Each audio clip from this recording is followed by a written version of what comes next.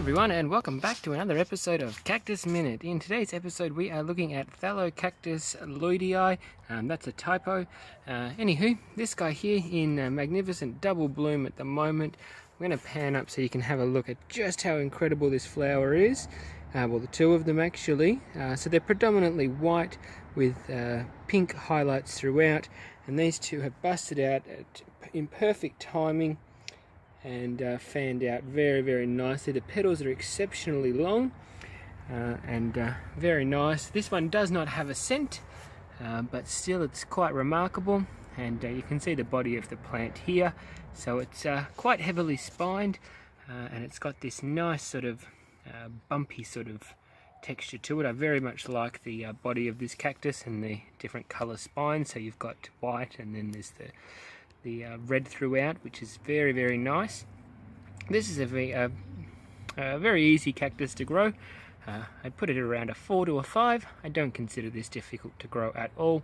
It does like most Thelocactus, very bright with a lot of sun, which you might be tricked because the spines aren't too dense, but still nonetheless this guy does like it quite bright and quite a lot of sun.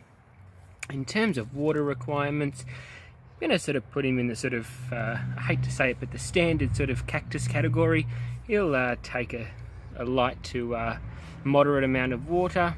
He's not a heavy drinker by any stretch of the imagination, but still very nice, easy to grow. The more you water them, the more they sort of pump up, and you can sort of see in there's some wrinkles. As we get further into summer and I start watering more heavily, this guy will actually puff out a lot more. So incredibly beautiful, very easy to grow, and the flower is absolutely gorgeous. This is the first time this guy's flowered for me, and I've had this plant for, I want to say maybe 4 years, no, longer than that, 6 years, probably around 6 years. So this is the first time I've seen him flower, and he hasn't disappointed by pushing out this beautiful double bloom, as you can see here. So it's a Thelocactus Lloydii, and I would definitely recommend this to everyone and anyone.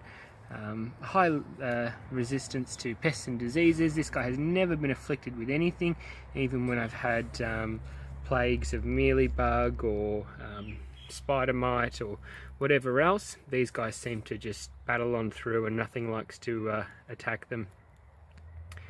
But there we go. Absolutely beautiful cactus in a nice double bloom. Alright everyone, thanks for watching, and as always, happy gardening. Bye.